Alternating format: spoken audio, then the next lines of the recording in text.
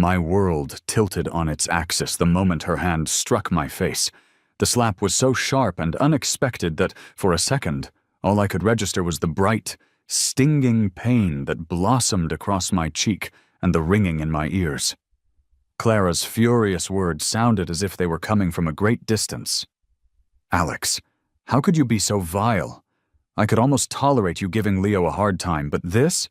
Spreading disgusting lies that he's some kind of homewrecker, knowing he's like a brother to me, it's despicable." My head was spinning, a dull throb starting behind my eyes to match the sharp pain on my face. Homewrecker? What was she even talking about? I stood there, utterly bewildered, while Leo, her childhood friend, sulked just behind her shoulder, the picture of a wounded victim. A crowd of our classmates had gathered, their eyes filled with a mixture of curiosity and disdain. Their whispers were like a swarm of insects buzzing around me.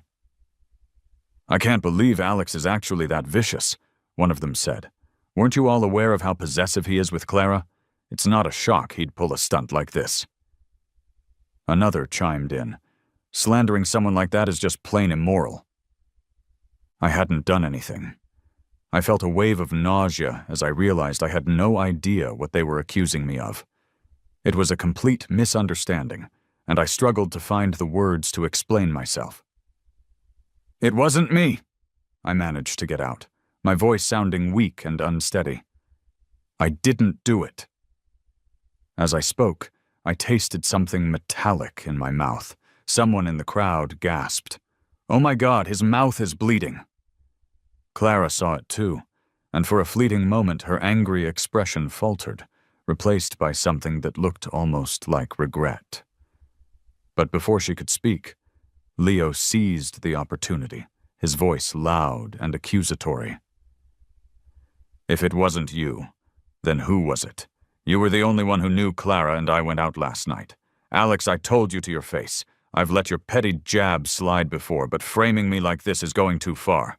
You need to apologize or I won't let this go." Leo's words were like fuel on a fire, and any trace of guilt vanished from Clara's face. She looked at me with cold eyes and demanded, "Apologize to Leo, now." I refused. I couldn't apologize for something I was innocent of. The blood continued to well in my mouth, and finally, a classmate of ours named Mark stepped forward and offered to take me to the nurse's office. Despite her fury, Clara allowed it. "Go see a doctor," she said, her tone clipped, "but you will apologize to Leo later." Mark helped me to the nurse, and it turned out Clara had hit me harder than I realized. My cheek was already swelling, and my lip was split open. After the nurse cleaned me up, Mark walked me home. On the way, he filled me in on what had happened. Someone had created a post on the school's online forum with photos of Leo shirtless, standing right next to a half-dressed Clara. The post included a whole gallery of pictures showing them being overly familiar, with a caption calling Leo shameless for interfering in our relationship. The comment section had exploded with insults directed at him. Naturally, both Clara and Leo were convinced I was the culprit, but I knew it wasn't me. The truth was, I had lost my phone the night before and hadn't seen it since. If Mark hadn't told me about the post, I would have remained completely in the dark. I assumed it was all a simple misunderstanding. I thought if I could just explain everything to Clara, she would realize her mistake, feel terrible about it, and apologize for falsely accusing me. Instead, I was about to face a punishment far harsher than a slap. 3 hours later, Clara and Leo showed up at my door, and in Clara's hand was my missing phone. She stormed into my room without a word and threw it at me. "What do you have to say for yourself now?" she demanded. I picked up the phone, my heart sinking as I saw the forum posts. The account that had posted everything was registered in my name. "It wasn't me," I said, my voice shaking slightly. "I swear my phone has been missing." She sneered. "Liar! Your phone was on your desk the whole time. The account is yours, and you're still trying to deny it?" I had no idea how my phone had gotten back to my desk. I had searched my room thoroughly that morning and found nothing. Something felt deeply wrong about the whole situation. There have to be security cameras in the classroom, I pleaded. Let's check the footage. Clara just gave me an icy stare. The cameras were broken. Her voice was flat, devoid of emotion. Alex, I'm giving you one last chance to make this right. Apologize to Leo, admit you were wrong, and promise you'll never do anything like this again. If you do that, we can put this behind us. I couldn't bring myself to do it. I didn't do it, I swear it wasn't me. Leo, standing behind her, shouted, All I want is a little fairness and an apology. Is that really so much to ask? If I had actually done it, I would have apologized without hesitation, but I was being framed. I've been wrongly accused here, I insisted. My refusal was the final straw. Clara's patience snapped. She grabbed my arm and dragged me down the stairs, shoving me toward the front door. The Morton family's mansion had a grand entrance with about 10 stone steps leading down to the driveway. In her fury, Clara flung the door open and pushed me out with all her strength. I tumbled down the steps, my body hitting the cold stone with a series of jarring thuds. It was only thanks to the thick layer of fresh snow on the ground that I wasn't seriously injured. By the time I managed to scramble to my feet, the heavy front door had slammed shut. Winters in J City are unforgiving, with temperatures that regularly drop to 10 degrees below zero. Clara had thrown me out without my coat. The biting cold seeped into my thin shirt and through to my bones almost instantly. I hammered on the door, my voice hoarse as I begged for her to let me back in, but she ignored me. I could hear her telling the housekeeper, Don't let him in. He needs to stay outside and reflect on what he's done. I had no coat, no phone, and not a single dollar in my pocket. All I could do was stand there in the freezing darkness, pleading with the woman I loved to show me some mercy. She was relentless. She ignored my apologies and my desperate cries. Finally, when I was shivering so violently I could barely stand, my pride shattered. The bitter cold and overwhelming despair stripped everything away, and I caved, begging for forgiveness for a crime I didn't commit. I thought that would be enough. I thought my surrender would make her open the door, but I was wrong. Her voice came from the other side, cold and heartless. It's too late. Everything has a deadline, Alex. If you had apologized earlier, I would have let it go. But you were stubborn, hoping you could bluff your way out of it.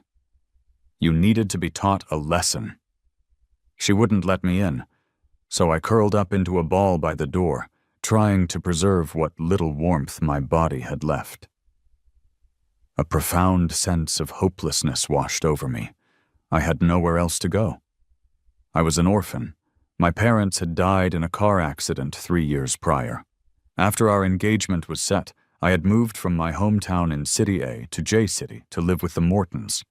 To their credit, they didn't cancel the engagement after my parents passed away.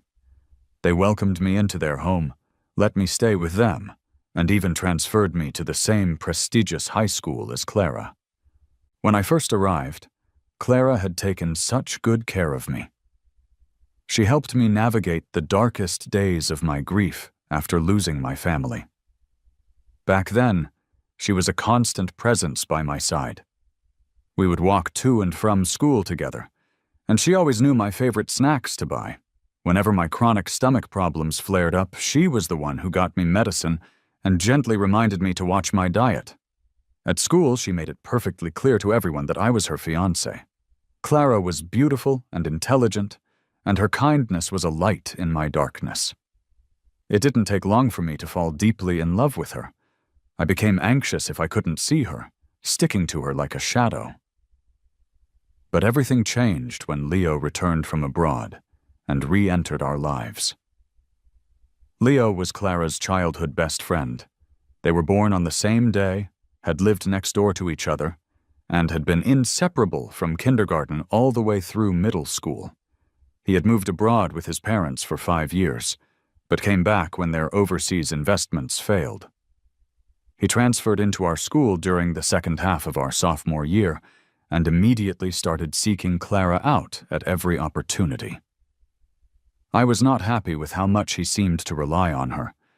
My complaints, however, fell on deaf ears, and Leo's behavior only grew more intense.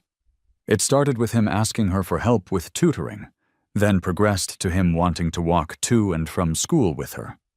Having lived in a foreign country, he claimed to have no sense of personal boundaries with girls.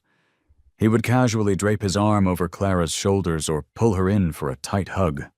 He even kissed her on the cheek, dismissing it as a simple, foreign greeting. But if it was just a custom, why did he only do it with her? I felt that Leo was trying to make a move on my fiancé. I told Clara about my concerns, but she just said I was overreacting. She insisted that she only saw Leo as a brother and told me to stop being so paranoid and jealous. I was so crazy about her that I wanted to believe her, to trust that their relationship was purely platonic. But Leo kept pushing my buttons, always finding ways to demonstrate that he meant more to her than I did. Clara would drop everything for him. If I was feeling unwell, but Leo called saying he had a slight headache, she would rush to his side. She canceled our movie plans to help him search for his missing cat. Once, during a heavy downpour, she chose to share her umbrella with him, leaving me to get soaked in the rain. Leo's constant demands on Clara's time and attention drove me mad with jealousy. I grew to loathe him, and the tension between us became so thick you could cut it with a knife. But no matter how much I despised him, I would never stoop so low as to ruin his reputation. I knew how wrong it was to slander someone like that. So if I wasn't the one who took my phone and posted that filth about him, who was? I couldn't wrap my head around it. The cold was becoming too much to bear. My shivering became uncontrollable, my limbs grew stiff, and the world faded to black as I collapsed onto the snow-covered ground. I woke up 7 days later in a quiet, sterile hospital room. When I opened my eyes, the housekeeper who had been watching over me let out a sigh of relief. "Alex, you're finally awake. You gave us all such a scare." I tried to speak, but my throat was too raw. I could only look at her weakly. The nanny helped me sit up and propped some pillows behind my back. "Are you hungry? I made some congee for you. The doctor said you shouldn't have anything greasy for a while." She then added, "Oh, I need to call Miss Clara and let her know you're awake. She's been here watching over you these last few days. I only managed to convince her to go home and rest this morning." Clara arrived quickly. By the time she walked through the door, I had finished the small bowl of congee and was leaning back against the pillows, staring blankly at the ceiling. Her voice snapped me out of my daze. "You're awake? How are you feeling?" I turned my head to look at her. She looked utterly exhausted, with dark circles under her eyes, as if she hadn't slept properly in days. As I gazed at the face I used to adore, the face that used to make my heart race, I felt nothing. The love I once had was gone, replaced by a hollow emptiness. "I'm feeling much better," I replied softly. "Thanks for checking in." When I said thanks, a strange expression flickered across her face. She sat down on the chair next to my bed and took my hand in hers. "Alex, Whatever she was about to say was cut off as the door burst open and Leo rushed in. "Thank goodness you're awake, Alex. Seeing as you've been sick and for Clara's sake, I'm willing to let go of the false accusations you made about me. Just don't do it again." I looked at Leo, not bothering to muster the energy to argue. I knew I was innocent, but at that point, what did it matter? The damage was done. The utter despair I had felt before passing out in the snow had extinguished any desire to entangle myself with him further. When I didn't respond, a flash of disappointment crossed Leo's face. He turned and affectionately grabbed Clara's arm. "Clara, you haven't rested for days. I'm worried about you. I'll stay here and watch over Alex. You should go home and get some sleep." I watched him holding her arm. A gesture like that used to send me into a jealous rage, but now I felt absolutely nothing. I didn't want to see either of them. I gently pulled my hand away from Clara's grasp. "You should go get some rest," I said, my voice flat. "I'm tired. I want to sleep." Leo led a reluctant Clara out of the room, leaving me alone to stare at the ceiling once more. For the first time, I didn't care where they were going or what they were doing. Would they hug? Would Leo take advantage of his role as her brother to get too close? I suddenly realized that this whole ordeal had purged me of my love for her. Frankly, even if she and Leo were to sleep together, I didn't think it would bother me in the slightest. The day I was discharged, I went back to the Mortons' house on my own. My room was a complete mess. The small glass figurine Clara had given me for my birthday was shattered on the floor. The large teddy bear that sat on my bed had been scribbled all over with a marker, its cheerful face now a grotesque mask. The nanny, who had followed me upstairs, wrung her hands nervously. "Leo was staying here for the past few days. He was using your room. He might have accidentally—" I cut her off. "It's fine. It's nothing important." I crouched down, carefully picked up the broken pieces of the figurine, and dropped them into the trash can. My eyes then fell on the defaced teddy bear. I remembered it was the first gift Clara ever gave me. When I had first come to live with the Mortons, I was terrified and grieving. I would cry myself to sleep under the covers every night. Clara had given me that bear to hold, saying it would help me feel safe and less lonely. I used to treasure it. But now, looking at its ruined state, I felt no attachment. "Auntie," I said to the nanny, "please throw this away." She looked hesitant. "But this was a gift from Miss Clara." "Throw it out," I repeated firmly. "I don't need it anymore." The nanny took the bear and left, closing the door behind her. I lay down on my bed and could hear their voices faintly from the hallway. It was Leo and Clara. "What's this about? Alex wants it thrown out?" "The bear got dirty. It's my fault. I accidentally messed it up." "What's Clara going to say? Is Alex mad? Should I apologize?" It took Clara a moment to respond. "It wasn't on purpose. Why apologize? He's just being spoiled and dramatic." I covered my ears, shutting out the sound of their voices. I knew Clara and Leo were in the room next door. I didn't want to make any noise, so I just stayed in my room. I found that I not only disliked Clara now, but I was also afraid of her. I was afraid she would hit me again, afraid she would scream at me over something related to Leo. It was an exhausting way to feel. Later, the nanny knocked on my door to call me down for dinner. I went downstairs slowly and saw that Clara and Leo were already seated at the dining table. Leo was smiling, placing a piece of food on Clara's plate. "Clara, this is your favorite," he said in a sweet voice. I never forgot. I tried to make myself as inconspicuous as possible, sitting at the far end of the table and eating quietly. I used to crave every single moment with her. Now, even sharing a meal at the same table felt like a form of torture. Leo kept up a steady stream of conversation with Clara, and they served each other food and drinks as if I wasn't even there. Time seemed to drag on endlessly. I felt no joy, no sadness, just a profound sense of awkwardness. I kept my head down, trying to become invisible. Finally, after finishing my bowl of rice, I stood up, relieved.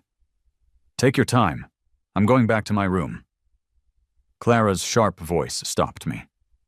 "Why did you eat so little? Didn't the nanny make your favorite fried ribs? Why didn't you have any?" Her tone was harsh, questioning. I backed away slightly, feeling uneasy. "My stomach isn't feeling well. I can't eat anything greasy, sorry." I left the room quickly, feeling her cold, critical gaze on my back. She probably hated me now. I knew I had to avoid any and all conflict with her and Leo. That night I lay in bed, my mind racing. The next day, just as dawn was breaking, I got up quietly. The nanny was already in the kitchen preparing breakfast. She looked surprised to see me. "Alex, why are you up so early?" "I'm in a hurry to get to school," I said. I skipped breakfast and left without waiting for Clara to give me a ride. I took the public bus instead. From the Mortons' house, it was a slow 2-hour journey to school. Even though I had left early, I barely made it on time. After being away for a week, my return to school was met with stares. Even though the infamous forum post had been deleted, everyone knew about it, and it was clear they all blamed me. As I walked into the classroom, I could hear the exaggerated whispers. "He's got some nerve showing his face here after what he did. If I were Leo, I'd never forgive him. Stay away from that guy. He's clearly unhinged." The words stung, but I had to pretend they didn't bother me. I walked to my seat and sat down. Just then, Leo's voice came from behind me. "Alex, this seat is mine now." I had been sitting next to Clara ever since I transferred to this school. We had never been apart. Now he was claiming my spot. I glanced up at him and saw the challenge and malice in his eyes. There was no point in arguing. I gathered my books and belongings and moved to an empty desk in the back of the classroom. By the time Clara arrived, I was already settled in the last row, completely absorbed in my textbook. In just 1 week, I had fallen seriously behind, and I needed to catch up. I didn't even notice her until she slammed her hand down on my desk, startling me. She was staring at me with a hostile expression. "Is there something you need?" I asked. Her face grew even more upset. She gritted her teeth and said, "Are you ignoring me?" "No, of course not," I replied quickly, realizing that the joy and affection I once felt for her had been replaced by fear. "I didn't do anything. I was just reading. You can ask anyone." With a loud thud, she slammed her hand on the desk again. The sound instantly brought back the memory of her slapping me, and I flinched, instinctively moving back in my chair. She looked me up and down with a contemptuous expression, then just scoffed and walked away. The morning classes passed quickly. As usual, at the break, Leo turned to Clara. "Clara, want to get lunch? They're serving my favorite today." Clara didn't answer him. Instead, she glanced back towards where I was sitting. Not wanting any more trouble, I quietly stood up and slipped out through the back door of the classroom. As I left, I heard the sound of a chair being kicked over, and Clara's frustrated voice yelling, "Is he seriously competing with me?" At lunchtime, instead of going to the main cafeteria, I went to the smaller, less crowded one. After eating, I went to the library and studied alone until it was time for the afternoon classes. Clara and Leo weren't in class. Someone mentioned that Leo had accidentally fallen, and Clara had taken him to the hospital. After school, I received a text from her. "I'm tied up. Head home alone and be safe." I didn't reply, and just took the bus back to the Mortons. With her out of the house, I felt a rare sense of peace. I enjoyed a large, quiet dinner before going back upstairs to study. Just as I was getting ready for bed, my aunt, Mrs. Morton, called. She and my uncle were in Switzerland for an important business deal and had been away for some time. The housekeeper must have told her about what had been going on. On the phone, she expressed her concern for me. "Clara's behavior was completely out of line. I had no idea she treated you that way. I know you, Alex. You wouldn't do something like that, and I apologize on her behalf. Please don't take it to heart." I didn't expect her to believe in me, and her trust brought tears to my eyes. "It's okay, Auntie. I haven't taken it to heart. Clara and Leo have known each other forever. They're practically siblings." She replied firmly, "Alex, you're the only one I see as being worthy of Clara. No one else can compare." A few months ago, those words would have filled me with joy, but now they meant nothing. After reassuring me, she added, "I'll have a talk with Clara. You just focus on your studies and don't worry about anything. Once you both graduate, We'll start planning your engagement party right away." A cold feeling washed over me. "There's no need for that, Auntie. I'd rather not rush into an engagement." Her surprise was evident in her voice. "But didn't you want to get engaged as soon as possible before?" "I was young and naive back then," I said. "I understand things better now. Let's wait until after we finish college. There's no rush." After I hung up, I looked up and saw Clara standing in my doorway, watching me. I had no idea how long she'd been there. Our eyes met, and she gave me a cold smirk. "Alex, are you trying to stir up trouble with my mother?" I looked at her, confused, unsure of what I had done to upset her this time. She glared at me for another moment before turning and storming out of my room. The next morning at breakfast, Clara was already at the table, talking on her phone, her eyes fixed coldly on me. "I don't care. If he doesn't want to get engaged, then fine. It's not like it's the end of the world for me." I could hear my aunt's voice on the other end. "What's with your attitude?" Clara retorted, "Whatever. Just tell him this might be a once-in-a-lifetime opportunity, and he should think it over carefully." I kept my eyes on my bowl of porridge, avoiding her glare. Her hand was gripping her phone so tightly her knuckles were white, and her tone with her mother was clearly agitated. I knew they were talking about me. Maybe Clara was starting to have regrets. Honestly, so was I.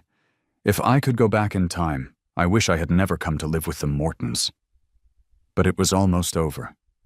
In just 3 more months after the college entrance exams, I would be out of here for good. I hadn't really had any interactions with Clara lately. She was always with Leo, going everywhere with him. They ate together, hung out after school, went to the movies, and even went hiking. Leo made sure to post about all of it on social media, so everyone in our class was well aware. My friend Mark couldn't contain his curiosity anymore and asked me, "Alex, what's going on with you and Clara?" "Nothing much," I replied. "But you two don't even talk anymore. It's not like how it used to be." I kept my head down, focusing on the math problems in front of me, not answering. Mark pressed on. "Did you break up? Is it because of Leo? So he really did get between you two, huh?" Before I could say anything, Clara's cold voice cut through the air. "I thought you had changed, but you were just biding your time, weren't you? I guess you can't teach an old dog new tricks, right, Alex?" Mark saw the fury in her eyes and quickly made himself scarce, leaving me to face her wrath alone. She didn't hold back, scolding me mercilessly. I remained calm through it all, feeling no sadness or heartache. All I wanted was to get back to studying. So I offered a sincere apology. "I'm sorry, I truly am. I know I was wrong. Can you forgive me?" There was no arguing, no hysterical denials, just a swift and direct apology. That should have satisfied her, but she looked even more upset, her eyes turning red as she stared at me. The hand she was pointing at me was shaking. "Alex, you...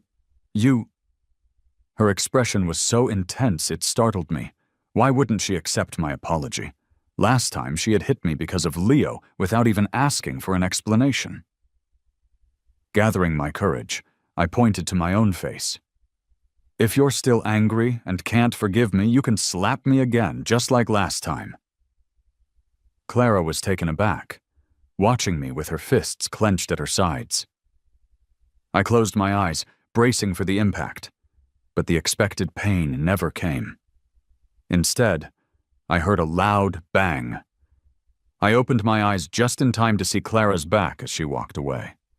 She hadn't hit me. Instead, she had angrily knocked over a nearby table before storming out of the classroom. I apologized to Mark, who was still standing nearby looking dumbstruck, helped him pick up his books, and then calmly returned to my desk as if nothing had happened.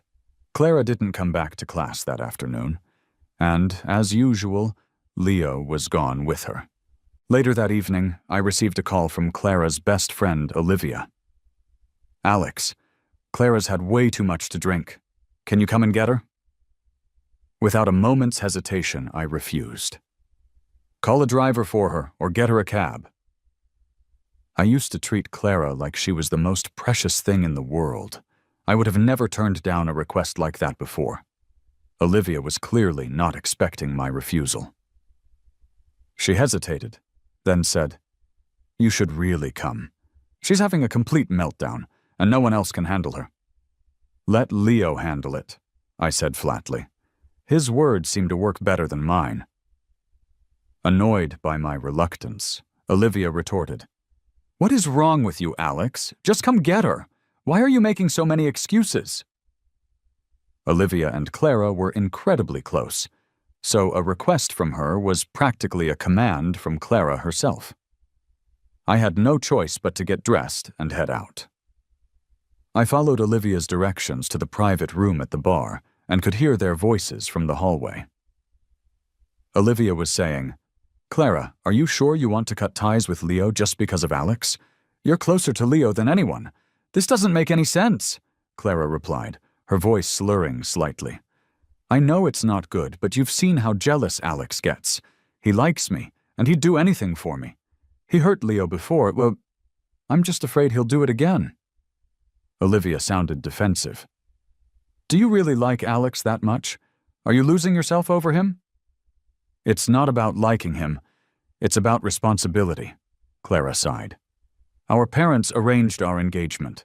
Now that his parents are gone, I can't just abandon him. It's my duty. As long as he doesn't do anything too extreme, he's going to be my husband for life." So, all this time, she had only seen me as a responsibility, and I forced a bitter smile. Thankfully, after what had happened, I had started to see things more clearly. Otherwise, hearing her words would have shattered me. I knocked heavily on the door, cutting off their conversation, then casually stepped inside. I kept my distance from Clara. "Can we go now?" She just stared at me without moving. Olivia said, "Clara's drunk. You'll have to help her up." I didn't want to touch her, but I had no other choice. As I helped her to her feet, she leaned heavily against me. The smell of alcohol mixed with her perfume was nauseating, but I gritted my teeth and half dragged her out of the room. We didn't say a word to each other on the way to the car. I didn't ask why she had been drinking so much, or if she needed anything for her hangover. It felt like I was completing a task. I helped her into the back seat, shut the door, then got into the front passenger seat and told the driver our address. All the way back to the Morton's house, I kept my eyes closed, mentally reviewing vocabulary words for my exams. Clara seemed uncomfortable in the back, making restless noises, but I didn't turn around. I focused solely on my studies until we arrived. As soon as the car stopped, she stumbled out before I could help her. She refused my assistance, so I wisely kept a distance of about 10 meters behind her as we walked to the house. Her aunt, who was back from her trip, heard the commotion and came out to check on us. She helped Clara inside, asking her if she was all right. Seeing that she was in good hands, I felt a wave of relief, turned around, and quietly went upstairs to my room. Once inside, I lay down without any further distractions and had a good night's sleep. The next morning, I woke up early as usual, ready to head to school. But when I went downstairs, I was surprised to see Clara sitting on the couch in the living room. Our eyes met, and I reluctantly greeted her with a forced smile. "Morning?" "Morning," she replied. "Let's have breakfast and leave for school together." I was a bit taken aback by her attitude, but it didn't matter to me anymore. "No thanks. I'm in a hurry, so I won't wait."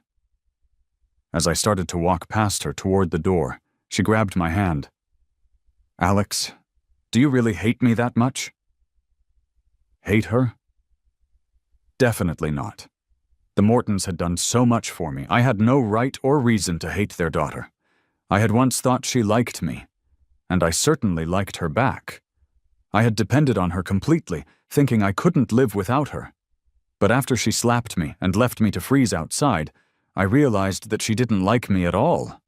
No one would treat someone they genuinely cared about with such cruelty. Hearing her admit last night that she only felt a sense of responsibility and duty towards me had, in a strange way, put me at ease. I didn't hate her, not even a little. The only thing I needed to do now was focus on my studies, get into the university I wanted, and stay as far away from her as possible. She was still staring at me, waiting for an answer. I shook my head. No, nothing like that. I don't hate you, and I have no reason to. She pressed. I know you blame me for what happened, and that's why you're being so distant. How about this? You can slap me, no, 10 times if it will make things even. I shook my head again. You're overthinking it. The last incident was entirely my fault. If I had just admitted my mistake and apologized earlier, none of this would have happened. Really, I brought it on myself. I don't blame anyone. You say you don't blame anyone, but you still give me the cold shoulder? You act like I'm a stranger? I'm not giving you the cold shoulder, I said quietly. I just don't want to be locked out in the freezing cold again. That slap really hurt, and that night was miserable. I never want to experience that kind of pain again. If you hadn't done anything wrong in the first place, no one would have locked you out, she said, finally letting go of my hand. I lowered my head and said calmly, I'm not perfect. I can't guarantee I won't make mistakes in the future. To prevent myself from hurting others again, it's probably better if we just keep our distance. That way, no innocent people get hurt. I had never hurt anyone, but I also had no way of proving that it wasn't me who had posted those awful things about Leo. The posts had come from my phone, even though I had no idea how the account was created or how those pictures and videos got there. The fact remained that my phone was the source, and I had already been punished for it. I didn't know if something like that would happen again. All I knew for sure was that staying away from Clara and Leo meant I wouldn't get hurt again. I thought I had made myself perfectly clear. I assumed her pride wouldn't allow her to keep pushing the issue, but surprisingly, she insisted that I have breakfast with her and that we go to school together in the same car. It was the first time since the incident that we had arrived at school together. When we walked into the classroom one after the other, Leo greeted us with a wide grin. Clara, you and Alex made up? Clara didn't reply. She just looked at Leo and said, Move back to your old seat. This one is Alex's. I saw Leo's face darken for a second, his eyes flashing with anger, but he quickly masked it. He said playfully, Clara, can I move later? I need your help with this math problem.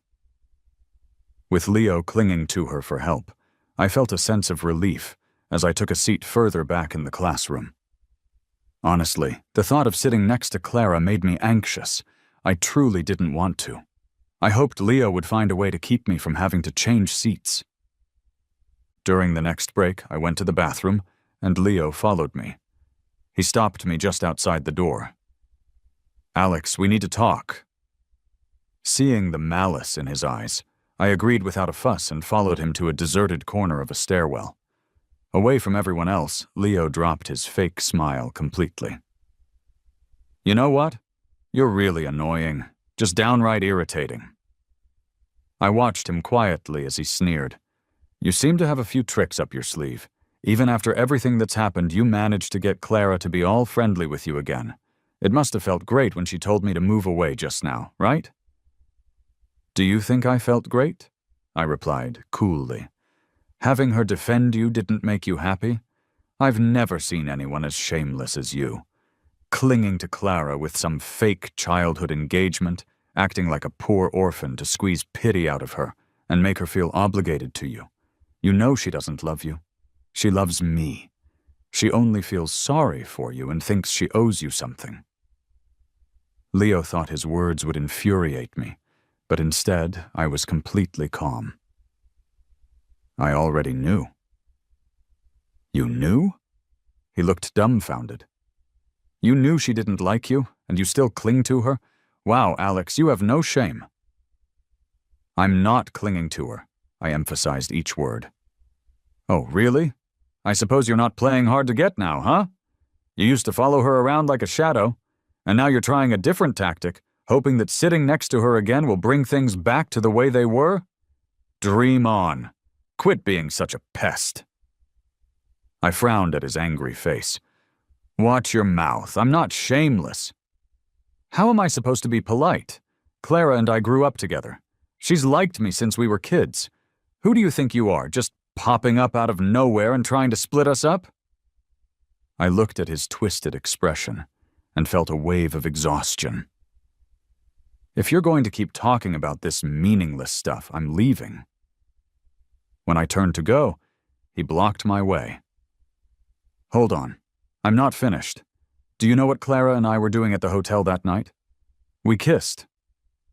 I didn't react, just continued to stare at him blankly, which seemed to make him even angrier. Oh, and you know about those posts? The photos of me with Clara? I know it was you who leaked them. You know? He looked at me, surprised. How could you possibly know? I watched his shocked expression and smiled faintly. How could I not know that Leo had set me up? It was painfully obvious. I was certain I hadn't done anything so dirty. At first, I genuinely thought someone was trying to frame him, and I even tried to figure out who was behind it. But then he conveniently moved to sit next to Clara, and they became even closer. Meanwhile, I got a slap in the face, nearly froze to death, and became the subject of campus gossip. Leo, the supposed victim, received all of Clara's attention and care, while I, who had done nothing wrong, became the villain. If Leo truly didn't have feelings for Clara and just saw her as a sister, I might have believed he was an innocent victim. But he had been asserting his dominance over me from the beginning, and I had finally figured out his game. There was no real victim here. It was just a matter of who was playing whom. The moment I realized Leo was the one who had made those posts, I thought about telling Clara. But given her attitude, I let it go. I wasn't confident I could make her believe me, so I gave up on trying to explain. I never expected him to come to me and confess everything himself. His motives were transparent. He looked quite ugly in that moment, clearly overestimating his own intelligence. He had always thought he could manipulate me. So, what if you know I messed with you? He sneered arrogantly. I won't even try to hide it. I stole your phone that day. Clara told me your password. I used your phone to create a new account and posted all those photos and videos I'd been secretly taking to frame you. He wasn't scared of me at all. After laying out his entire plan, he couldn't resist provoking me further. I thought Clara wouldn't believe me so easily. I didn't expect her to soften up just because I acted all hurt. I guess she just doesn't like you enough. You're right, I sighed. She didn't like me enough. And that's why you got your chance. But you really are shameless. I looked him in the eye. So why did you ask me to come here today? It definitely wasn't just to confess that you framed me. Let me guess. Clara is starting to distance herself from you, and you're getting desperate. You wanted to get me here to set me up again, right? His expression twisted into a snarl. Didn't expect you to figure that out, did you? So are you going to make a move or not? If not, I'm leaving. Seeing me so blatantly call out his plan, his eyes turned vicious. Since you're so eager to die, don't blame me. Alex, you're dead meat. As he spoke, he suddenly leaned backward, preparing to fall over the railing and down the flight of stairs. The stairs weren't high enough to kill him, but the fall would definitely cause some serious injuries. He wanted to frame me for pushing him, just like last time, but I was ready for him. As he began to fall back, I lunged forward, grabbed his hand, and pulled him back up. Trying to jump and blame it on me? You really are committed, aren't you? I won't let you get away with it. You're not jumping no matter what. I won't let you. He cursed at me. Let go of me, Alex, you piece of trash, let go. No way. Unless you drop this act and stop trying to frame me, I'm never letting you go. You bastard, let go, or I'll make you pay. Ignoring his threats, I held on tight and slammed his head against the wall. He pleaded, Let go, Alex, please let go. Only if you promise not to jump, otherwise I'm not letting go. The pain was too much for him, and he had no choice but to give in. "Let me go! I won't jump! I won't accuse you!" I loosened my grip, and his face immediately twisted back into a sneer. "You're dead. I swear you're dead." With that, he threw himself over the railing and tumbled down the stairs. I stayed where I was, watching him roll down and start screaming like a madman, "Help! Help!" In no time, a group of students came rushing over, drawn by his cries. He lay on the ground, shrieking, "Alex pushed me! It hurts so much!" I saw Clara push through the crowd, her face a mask of panic. Seeing Leo on the ground in pain, she was both worried and furious. She rounded on me, shouting, "What happened? Tell me what's going on." A student who had arrived first answered for me. "It looks like Alex pushed him." "Why would you push him? Have you gone completely insane, Alex?" On the ground, Leo whimpered. "It hurts so much, Clara. It hurts so badly. Am I going to die?" Someone who was actually dying wouldn't be talking so much. I smirked to myself, keeping my lips sealed as Clara glared at me. "You're unbelievable." She pushed past me and ran to Leo's side to help him up. The moment she touched his arm, he squealed like a pig. "It hurts. It hurts so bad." The school nurse arrived shortly after, but couldn't do much, as his screams indicated real pain, not just an act. His arm was broken from the fall. They called an ambulance to rush him to the hospital.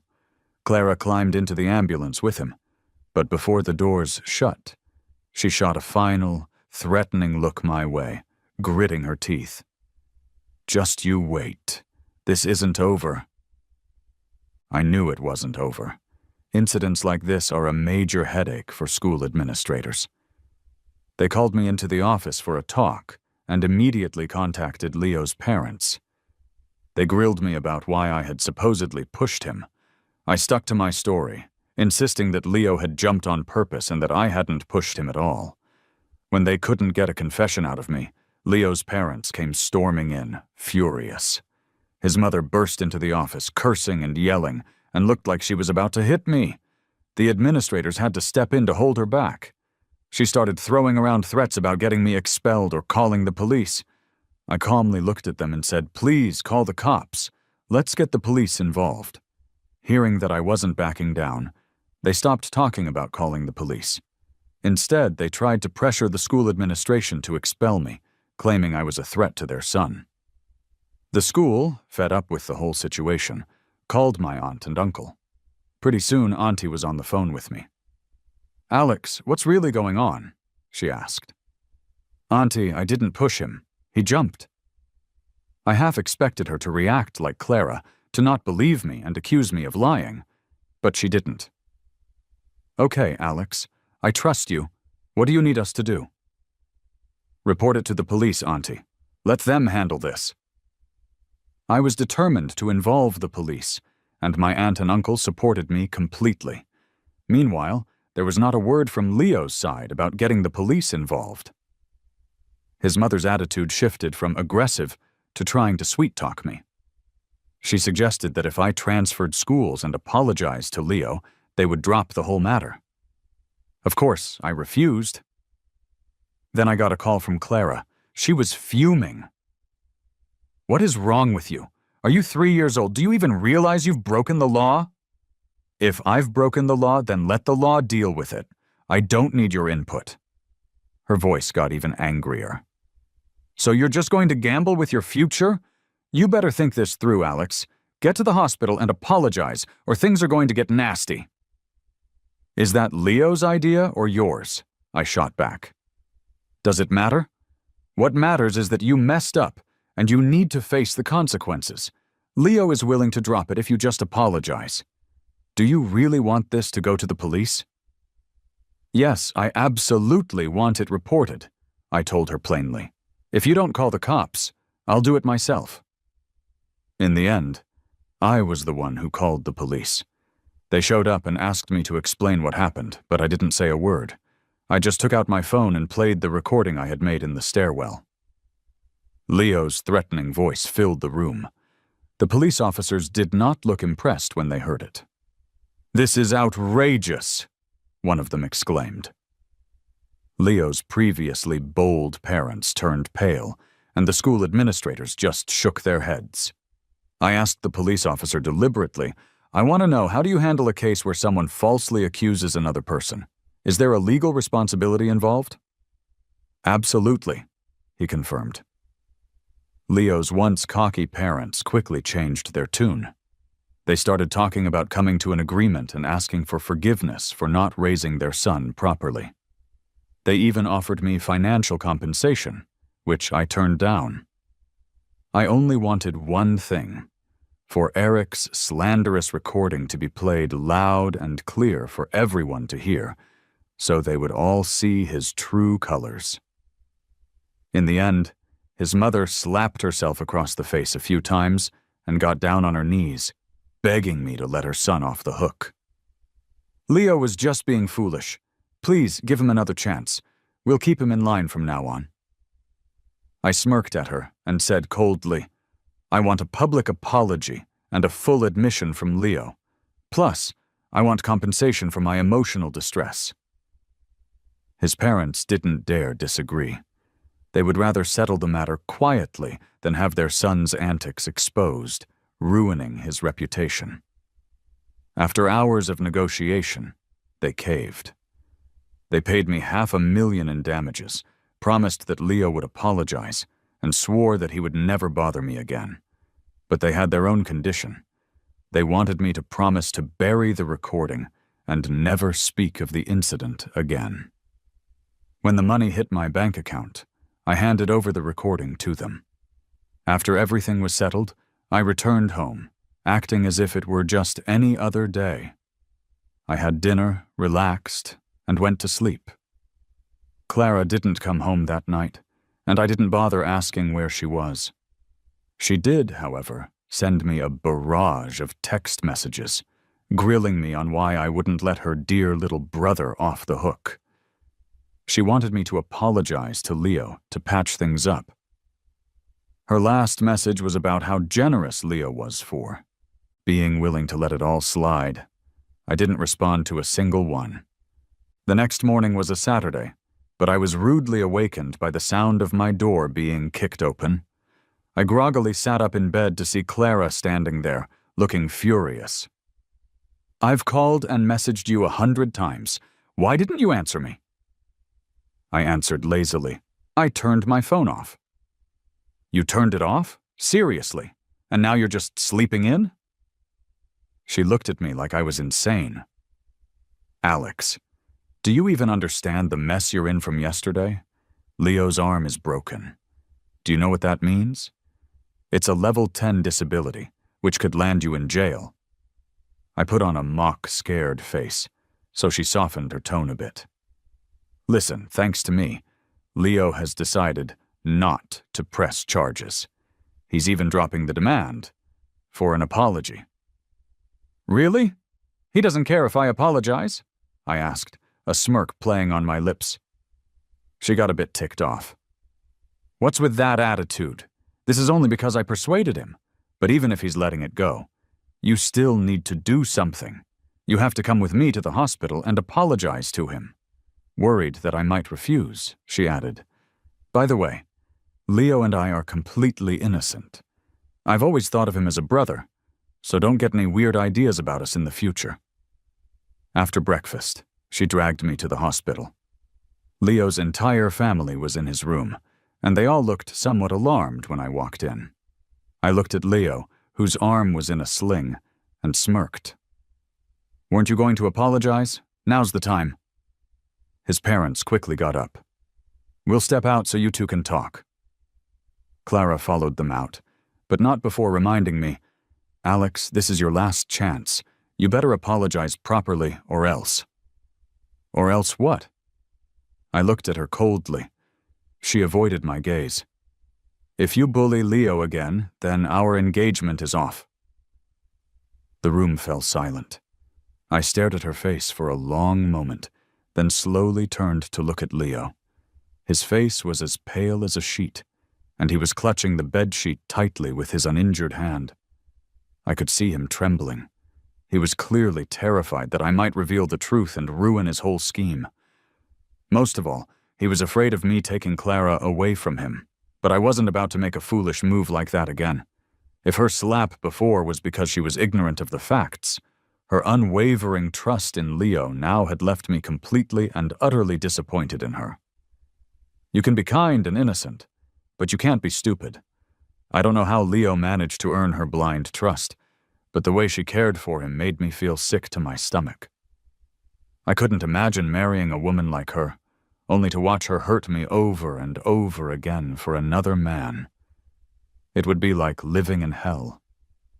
In a way, I was grateful to Leo for showing me Clara's true nature. After she delivered her threat, she shut the door. I looked coldly at the pitiful figure of Leo on the bed. Are you ready to apologize? You should show some sincerity, or else... His arrogance had vanished completely. He was a natural actor, and tears started flowing on command. His apology was well rehearsed, but to me it was just boring. He concluded by saying, I'm thinking of taking some time off from school. Is that so? I asked with a faint smile. All the past stuff was my fault. I've seen the error of my ways. To stop bothering you and Clara, I've decided to stay away and take a break from school. You can trust me. Trust him? I'd have to be crazy. Leo wasn't the type to change. I could see the lies in his eyes. I had a pretty good guess as to what he was scheming, but I didn't call him out on it. It was his business, not mine. The tension between Clara, Leo, and me eased up for the time being. I threw myself into my studies wholeheartedly. From the outside, it might have looked like Clara and I had returned to our old ways, going to and from school together. But I knew our relationship could never be the same. I avoided any physical contact with her and spoke to her politely but distantly. If she asked me a question, I'd answer, but I never initiated a conversation. Clara kept herself busy studying, taking soup to Leo at the hospital and helping him with his schoolwork. According to her, she was making up for my past mistakes. Initially, she wanted me to go with her, but I refused. With final exams just around the corner, I was too busy to play along with their drama. Eventually, she started going to help him on her own, always sending me texts with pictures and videos to reassure me of their innocence. But why would I care? I had already started planning my move out of the Mortons' house. Back when I was younger, I had nowhere else to go and needed their help because distant relatives were eyeing the inheritance my parents had left me. Now that I was about to turn 18, I would soon be able to use the law to reclaim what was rightfully mine. With money and confidence, I no longer needed anyone's protection. It was time to part ways with Clara. I began packing my things at the house, bit by bit. Clara was so busy with school and her hospital visits that she was completely oblivious to my room slowly emptying out. A week before finals, I packed up all the gifts she had given me over the past 3 years. She happened to walk in as I was putting them in a box and paused. What are you doing? Packing? I replied calmly. If she had been paying attention, she would have noticed the signs, but clearly her mind was elsewhere. She sat down heavily on my couch, looking grim. You know, Leo took a break from school. I glanced at her blankly. Her eyes were filled with blame. His hand isn't healing properly, and now it's gotten infected. He can't take his final exams. If you hadn't pushed him, he wouldn't have had to take time off. He'd be taking the finals with us and getting great grades. Her worry over Leo was making her irrational. It was just a broken arm, yet he had managed to drag out his hospital stay for a month. Now there was a supposed infection. Anyone with a clear head would be suspicious, but not Clara. She was probably so smitten with him that she didn't doubt a word he said. I'd been getting photos and videos on my phone of her with him. She was tutoring him, feeding him, peeling fruit for him. Things she never even did at home, leaving tasks like that to the housekeepers. It seemed like she really, truly loved him. After all, they grew up together. If I hadn't come into the picture, maybe they would have ended up together. But had I really done anything wrong? To be accused and insulted like this? "I'm not usually a hot-headed person," I said calmly. "So just tell me what you mean. Do you want me to apologize again, or should I drop out of school as payback?" My indifference made her furious. "How can you be so cold-blooded?" she snapped. "Alex, how are you so unaffected by all of this? I really misjudged you." She stormed out, slamming the door behind her. I took the box of packed stuff and threw it all in the trash outside. I didn't see Clara for the next few days, not until she returned for the college entrance exams. We rode in silence to the exam site since we were assigned to the same location. The 3-day testing period flew by. As I walked out of the hall after the last exam, I let out a huge sigh of relief. The Mortons' car was waiting outside. I got in and waited for about half an hour before Clara came out. She immediately checked her phone and then instructed the driver, "Don't go home, head to Leo's place." I had no intention of being a third wheel, so I opened the car door. "I'm heading back." Clara was annoyed. "Why are you going back?" "Alex, you have to come with me to see Leo. He's getting discharged from the hospital today." "What does that have to do with me?" I scoffed. "It has everything to do with you. It's your fault he's in this mess in the first place." "I didn't do anything," I told her, my patience worn thin. "Leo's problems have nothing to do with me. Don't try to guilt-trip me." "You're so heartless. I completely misjudged you," she fumed. When I refused again to visit him, she issued an ultimatum. "If you don't come with me, then we're breaking up." I just shrugged.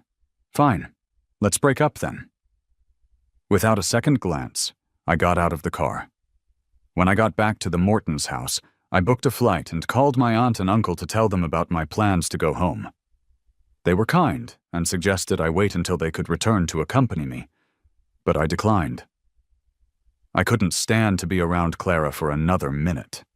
I knew what Leo and his family were up to, and it was only a matter of time before she got caught in their trap. But because of the Mortons' kindness to me over the last 3 years, I didn't want to see her get hurt, and I didn't want my aunt and uncle to be let down. I sent my aunt the backup audio and video recordings I had of Leo. After hearing them, she was furious. How could they be so despicable? "I'm calling Clara right now to tell her to get away from those people." She called Clara immediately, but Clara ignored her calls. Even when her mother warned her about Leo's intentions, she assumed I was behind it all, trying to manipulate the situation. An angry Clara texted me. "Your malice makes me sick, Alex. I've never hated anyone this much in my life." Around the same time, an unknown account sent me a video. In it, Clara and Leo's family were celebrating with a toast in a private room at the city's fanciest hotel. Everything looked far too cozy. I had a very bad feeling. While I couldn't care less if Clara was exploited, I didn't want her parents to be upset. They had done so much for me, and she was their only daughter. If she was used by that family, they would be devastated. I couldn't let those disgusting people win, so I sent the housekeeper and the driver to the hotel from the video. When we got there, it took some effort, but we found out that Clara had had too much to drink and had been moved from the private room to a hotel room by Leo's parents. Leo had then walked into that room with her. When the door was busted open, he was completely naked, straddling Clara and trying to pull off her pants. He turned his head, and the nasty snarl on his face was as ugly as could be. He screeched, "Damn it, Alex, you bastard! You'll get what's coming to you." What he got in reply was the sharp sound of my slaps echoing around the room. Clara was rushed to the hospital by her aunt and the driver. It turned out she had been given some kind of hallucinogenic drug. They started treatment for her right away. Her aunt and uncle, who were still abroad, sighed with relief once they knew she was safe and dropped everything to come back immediately. The next morning, I was rolling my suitcase out of the Mortons' villa. A cab took me straight to the airport. Before boarding the plane, I deleted and blocked all of Clara's contact information. As the plane surged into the sky, I looked out the window at the endless blue expanse and thought, "Goodbye, Clara." After that, I focused entirely on my graduation, and then on travel. I went to Europe, exploring Germany, France, the UK, and Switzerland. I even made it to Denmark, where I saw the awe-inspiring Aurora Borealis. I was in Denmark when the college entrance exam results were released. My hard work had paid off. My score was significantly higher than I had expected, more than 20 points better. I smiled at the screen of my phone. I didn't stop my travels after submitting my college applications. My next destination was Antarctica. There, I saw penguins, seals, and all sorts of seabirds. I took Zodiac and rubber boat rides to get up close with massive icebergs and glaciers. With a guide, I hiked across icy plains and rocky terrains. After more than a month of adventure, I finally headed back home to prepare for my move to M University. Clara and I had once planned to go to Q University together. QU was her dream school, not mine, but I had been ready to go there for her. After things went so wrong between us, I changed my application to MU instead. I never expected to see her again, especially not at MU. She looked worn out when she found me on campus. "Why?" she asked, her voice cracking. "Weren't we supposed to go to QU together?" I didn't know how to explain to her that the moment she chose to stand by Leo, our story had already ended. She tried to explain. Leo and I had nothing going on. It was just a sibling-like affection. I never thought he would stoop so low. She told me that his parents were on the brink of bankruptcy because of a series of bad business decisions, and they wanted to use her. The Mortons' family business had always been successful, and Leo's parents were hoping he could get close to her so she would eventually fund their failing company. She mentioned that all of them, including Leo, had faced legal consequences for what they did.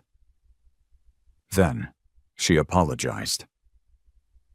"I'm so sorry, Alex. I was a terrible judge of character.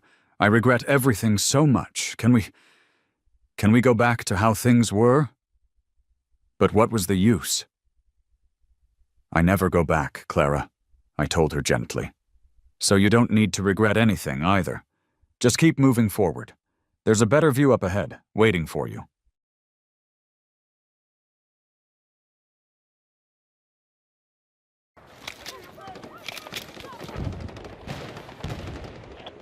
We've got an enemy sniper located in the AO.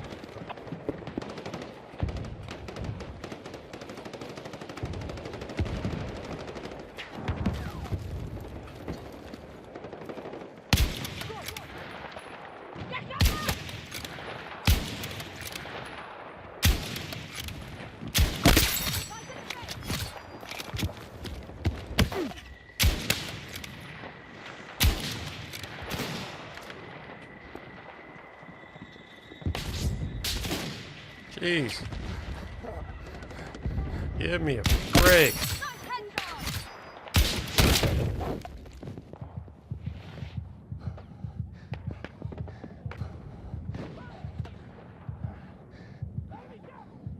I've messed up though. Our forces have neutralized Alpha. I've drank a ton of water today. And I know it's coming. I'm gonna break the seal. And then I'm gonna be screwed the rest of the day. Enemy forces are evacuating the area. Sector is ours. Take out any remaining hostiles.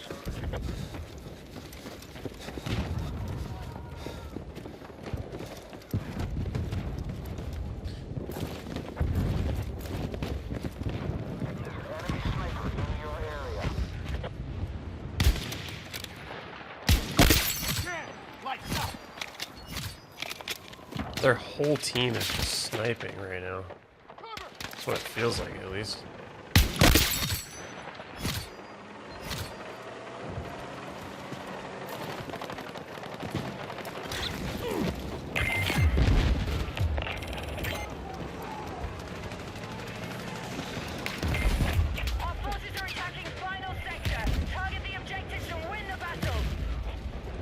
Little peaky? And a little missy? What? How is that not a heady?